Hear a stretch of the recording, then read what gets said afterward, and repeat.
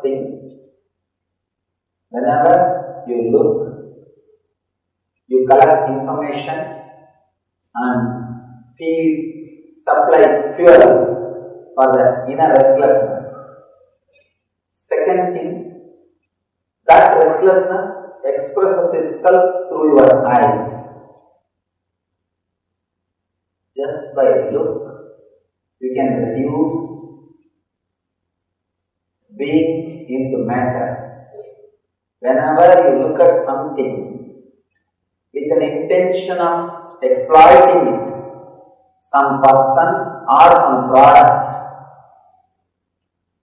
whatever maybe, whenever you look at something with the intention of using it, with the intention of what I can get out of him, what I can get out of her, you reduce that person to a product.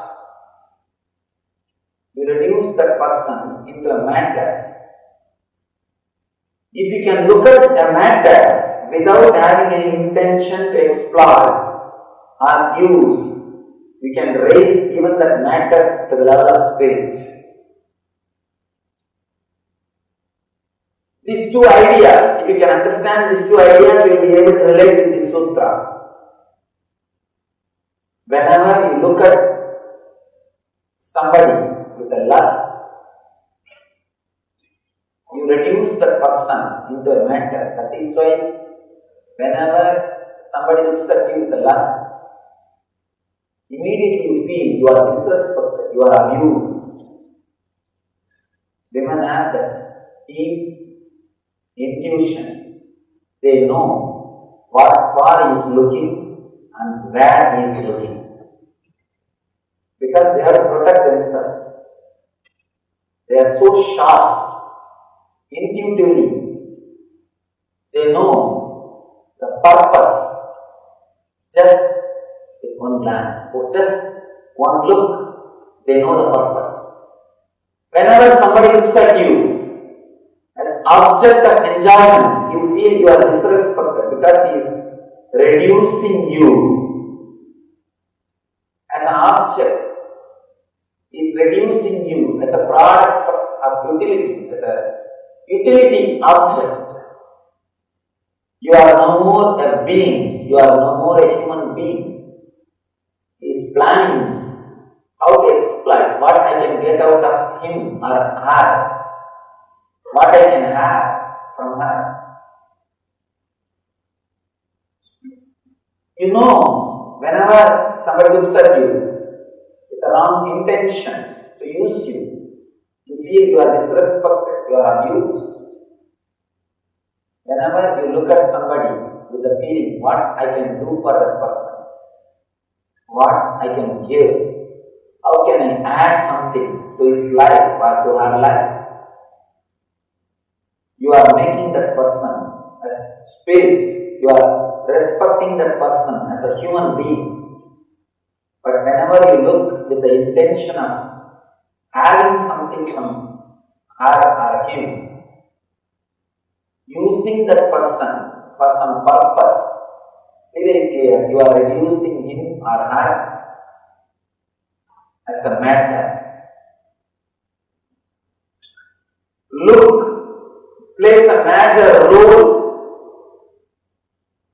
in your experience of the outer world and the inner world. One more example you need to understand. If you are sitting in front of a fire, if you don't look at the fire, you will not feel the temperature so much. A simple example. If you are sitting in front of a fire, don't look at the fire, just look at something, look at somewhere else. You will not feel the heat. If you start gazing at the fire, maybe the distance is safe, but you will start experiencing the heat because your awareness, your attention is on the fire. Now constantly you are reminded, because there is a fire, you should feel the heat, you should feel the heat. So naturally, your consciousness starts cooperating, it starts helping you to feel or experience the heat. whatever you see, you start thinking about it, and your consciousness helps you to experience that in an intense way. You are made to experience that in an intense way. You are made to feel that in a deeper way. First thing we need to understand, looking, seeing, transforms the quality of your experience. Second thing, if you see somebody with a motive, with an intention, with an idea of getting something out of that person, you reduce him or her to a matter. If you see the matter without any intention, just in an empty way, you are just taking even the matter to the level of consciousness with the intention to explore. Even spirit becomes matter without any intention. Even the matter becomes spirit. Whenever you look at the dead objects, either you think what I can get from it, or you plan how I can possess it. If you do not have both this intuition, both these intentions, you will start experiencing the object in a totally different way. The first Upanishad mantra says, Isha Vashyam Itam Sarvam. Whatever exists is energy. Whatever exists is God. Then why we are not realizing it? Because we are looking at the God with the intention of having some benefits. Be very clear. Even if you approach God with the intention of having some benefit, you reduced him to a matter. You have disrespected him. Even if you approach the divine with the intention of utility, then be very clear, you are not praying to God, you are praying to somebody who can give you something. If somebody else promises that he will give you, deliver that product, you will just forget God. You will go to that person because the product is the center, not the God himself. The utility, that is the center, not the divine itself. With the intention of utility, you reduce even the spirit into matter. Without the intention, when you are open, empty, even the matter becomes spirit. Even the matter becomes spirit.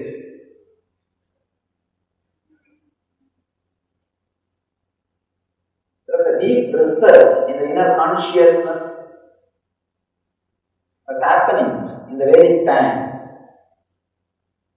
How to achieve the state in which you are not disturbed by your actions. You are not disturbed by outward objects. Such a research went on. In the West also the same research happened. How you can start living without being disturbed by the basic things. In the East also the same research went on, but two different directions. Make a simple drawing and explain to you how the research happened in the East and in the West. How we developed techniques, they developed science. How the inner science techniques gives you the solution and the outer science things adds more and more problem, more and more complications. Maybe that understanding will make you understand this technique in a more clear way, because the technique itself is very simple. But unless you understand the root, you will not be able to practice it. You will ask me, Swamiji, is learning meditation is difficult. I tell them no. Teaching meditation, it takes only 2-3 words. But convincing you to meditate takes 2-3 days. To teach you meditation, it does not take more than 2-3 words. 2-3 words is more than enough to teach you meditation. But to convince you to meditate, it takes 2-3 days. So now, what I am doing is marketing, not the product itself. First, I have to convince you. Only then you will be able to do it. We work from 3 levels.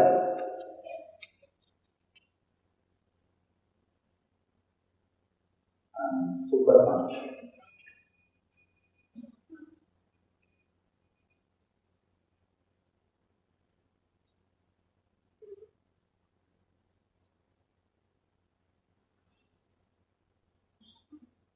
All our actions, decision making, everything happens in conscious level. If the actions, decision making, everything enters into unconscious level, you will not be disturbed by it. For example, sometimes you may start driving from your house to the office, from your home to office. Half an hour you have taken half an hour to reach your office. But only after reaching your office, suddenly you will realize for past half an hour you are driving. You may not have even remembered. You have taken so many decisions when you were driving. So many times you would have stopped at the signal, you would have changed the gears, you would have pressed the brake, you would have done so many things. But you don't even remember. You are not disturbed by those actions. Your consciousness was not disturbed. Only when you stop your car, suddenly you realize for half an hour you are driving. Sometimes you even forget that you have taken so many decisions. Actually, so many people would have been there on the street. So many times you would have reduced your speed. So many things you would have done. But you don't even remember. Only after stopping the car you remember. Many of you would have experienced this. Means the driving and the decisions which need to be taken for driving, all of them have entered into the unconscious zone. This can happen by practice. All the Western education system is based on this. Driving your activities, driving all your activities into the unconscious zone, so that your consciousness is relaxed. Human beings always wanted to have a peaceful, relaxed consciousness. All the Western education system, their lifestyle is based on this. They drive all your thoughts, actions, decision making, everything into unconscious zone. That is why so much of standardization in the West. So much of standardization, so that your consciousness does not need to suffer to do anything big.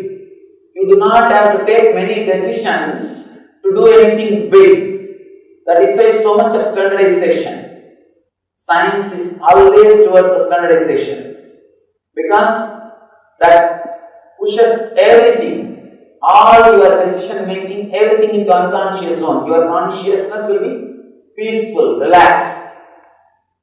But our masters, the Vedic rishis, have worked with a different line. The science was working to put all the actions in the unconscious zone, so that your consciousness will not be disturbed. Our masters have done research in the other way. They work to raise your consciousness to a superconscious zone, so that you will not be disturbed. All all our actions are basically happening in conscious zone. In conscious zone, they are basically happening. If you push them to unconscious, the decision making, actions, if you push them to unconscious, your conscious will be peaceful. It won't be restless. That is one method which Westerners tried. But they missed one important point. If you push all these things in the unconscious zone, they can come out even when you are not working, even when you are sitting silently. Eastern masters, Vedic rishis have done research in the other way. They tried to lift you from conscious to superconscious zone. They try to lift you from conscious to superconscious zone so that you will not be disturbed by the outer world activities or the outer world objects. Two different directions. If all your activities are pushed into the unconscious, you will not be disturbed. Many times you will not be even aware for 2-3 days for all the actions which you are doing. You may not be even aware in which sofa you are sitting in your house. You can, if you just look a little deeply, you will understand. You will be sitting in the same sofa every day. You will forget there are some more seats in your house.